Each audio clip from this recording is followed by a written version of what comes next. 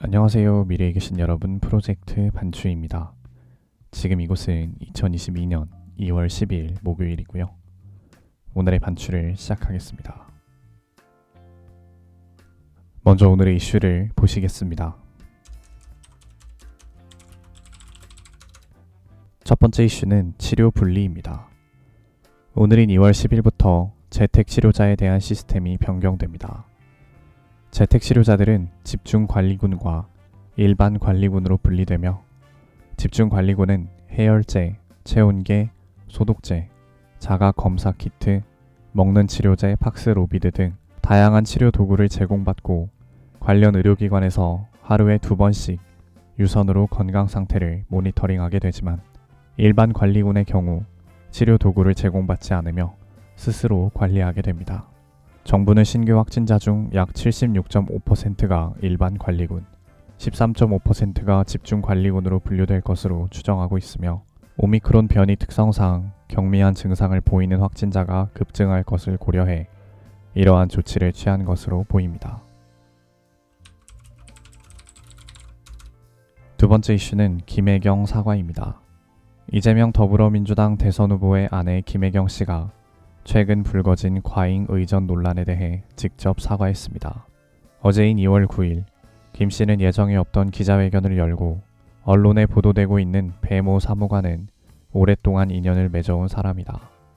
오랜 인연이다 보니 때로는 여러 도움을 받았다. 공직자의 배우자로서 모든 점에 조심해야 하고 공과 사의 구분을 분명히 해야 했는데 제가 많이 부족했다. 라며 고개를 숙였습니다. 이에 진중권 전 동양대 교수는 국가의 혈세로 고용한 2명의 공복을 사적으로 유용한 사건인데 그 부분에 대한 언급은 전혀 없다.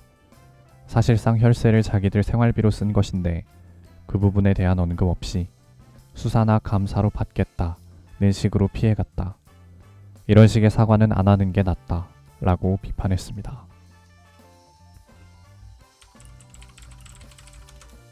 세 번째 이슈는 백신 흰머리입니다. 2021년 6월 모더나 백신을 접종한 이후 탈모가 시작됐다며 머리가 거의 다 빠진 자신의 사진을 블로그에 업로드했던 29살 일본 여성이 이번엔 흰머리가 자라기 시작했다며 사진을 업로드한 것이 화제가 되고 있습니다. 이 여성은 지난 1월 21일 자신의 2발 상태를 사진으로 찍어 공개했는데요. 2021년보다 머리숱은 좀 더 늘어난 듯 보이지만 2발이 모두 하얗게 변해 있었고 사람들은 젊은 나이에 안타깝다는 반응을 보이고 있습니다. 하지만 이 여성은 요즘은 머리카락이 빠지지도 않는다. 새 머리카락이 계속 생기고 있다. 지금 이 흰머리를 마냥 기뻐하고 싶다. 라고 말했습니다.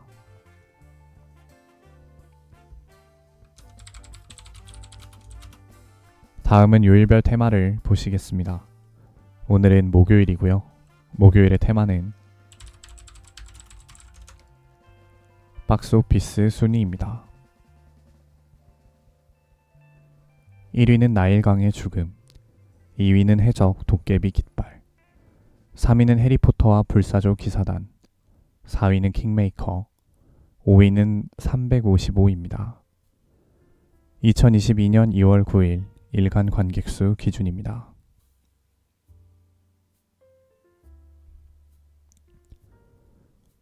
이제 여담 시간입니다. 오늘의 여담 주제는 황대현 금메달입니다. 쇼트트랙 남자 1000m 경기에서 편파 판정으로 실격당한 황대현 선수가 역경을 딛고 1500m 경기에서 결국 금메달을 따냈습니다. 황대현 선수는 선수들과의 충돌을 의식하기라도 한 듯 9바퀴가 남았을 때부터 선두로 치고 나가 줄곧 2위를 유지했으며 결국 금메달을 딸 수 있었습니다. 결승 경기에 황대현, 이준서, 박장혁 선수를 포함하여 총 10명의 선수가 참가했는데 이걸 다행이라고 표현해야 하는 상황이 좀 어이없지만 아무튼 다행히 이 중 중국 선수가 한 명도 없었기 때문에 많은 사람들이 우려하던 중국 선수와 바람만 스쳐도 실격당하는 그런 일이 발생할 가능성 자체가 정말 다행히도 없었습니다. 압도적인 경기력을 보여줬고 경기 실력만큼이나 이미 한 차례 억울한 판정으로 인해서 기분도 많이 안 좋았을 거고 잠도 제대로 이루지 못했을 텐데 어쨌든 이 역경을 딛고 금메달을 손에 거머쥔 황대현 선수의 멘탈이 참 대단하다는 생각이 듭니다. 이미 국민적 분노가 한번 휘몰아친 자리였던 만큼 첫 금메달이 더욱 값지게 다가오는 것 같고 작년 도쿄올림픽 이후 6개월 만에 열린 여러모로 이례적인 올림픽에서 남은 경기도 다들 다치지 말고 무사히 잘 치른 뒤 돌아왔으면 좋겠습니다. 오늘은 이만 마치겠습니다. 오늘 하루 모두 수고 많으셨고 2월 10일이 생일이신 분들 진심으로 축하드립니다. 미래에 계신 분들 모두 과거를 거울 삼아 지혜로운 미래를 보내시기 바랍니다. 감사합니다.